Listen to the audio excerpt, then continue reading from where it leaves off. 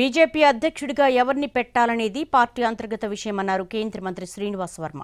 ఇవాళ పార్టీ ముఖ్య నేతలతో అమిత్ షా సమావేశమయ్యారు. పలు కీలక అంశాలపై దిశానిర్దేశం చేశారు. ఇవాల్టి సమావేశంలో బీజేపీ పార్టీ అధ్యక్ష పదవి ఎవరికి ఇవ్వాలి అన్న అంశంపై చర్చించలేదన్నారు. బీజేపీ అధ్యక్ష పదవి అనేది కేంద్ర పెద్దలు నిర్ణయించే అంశమని, ఫలానా వారిని బీజేపీ అధ్యక్షుడిని చెయ్యండని చంద్రబాబు చెప్పే అవకాశం ఉండదని అంటున్న కేంద్ర మంత్రి శ్రీనివాస్ వర్మతో మా ప్రతినిధి వినయ్ ఫేస్ టు ఫేస్.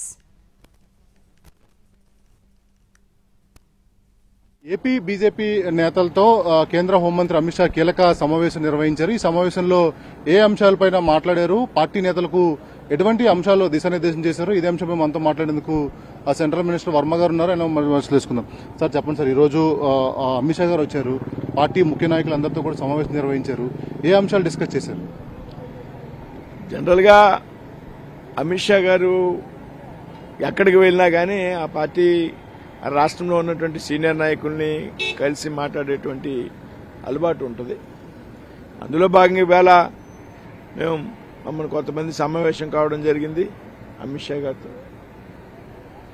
ముఖ్యంగా ఈ 6 నెలల కాలంలో ఆంధ్రప్రదేశ్ రాష్ట్రానికి చాలా లక్షల కోట్ల రూపాయలు నిధులు మంజూరు చేశాం.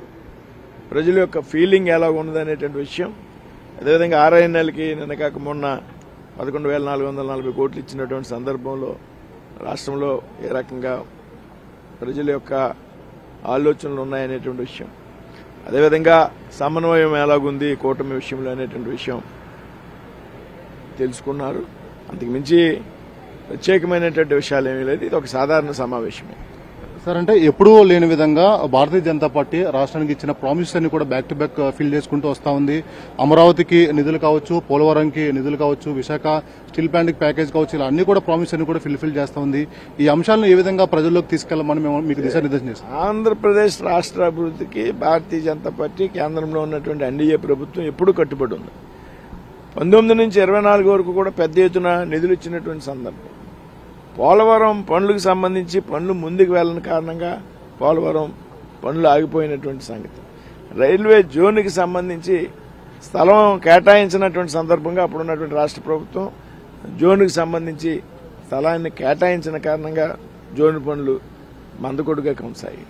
ఇప్పుడు అన్ని కూటమి ఏదైతే డబుల్ ఇంజన్ సర్కార్ అనుకున్నామో కేంద్రంలో రాష్ట్రంలో, అలాగే మంచి స్థలాన్ని రైల్వే జోన్ కోసం ఏర్పాటు చేయడం, పోలవరం పనులు గతంలో 14 to 19 ఏదైతే కూటమి ఎన్డీఏ అధికారంలో ఉన్నప్పుడు తెలుగుదేశం భారతీయ జనతా పార్టీ కలిపి పనిచేసినప్పుడు పోలవరం పనులు జోరుగా కొనసాగాయి.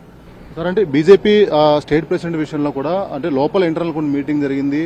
సీఎం చంద్రబాబు కూడా ఆమెనే పురంధేశ్వరి గారినే మళ్లీ రాష్ట్ర అధ్యక్షుల కింద కంటిన్యూ చేయమని చెప్పినట్టు కూడా మనకి బయటకు తెలుస్తా ఉంది. దీంట్లో వాస్తవం సార్?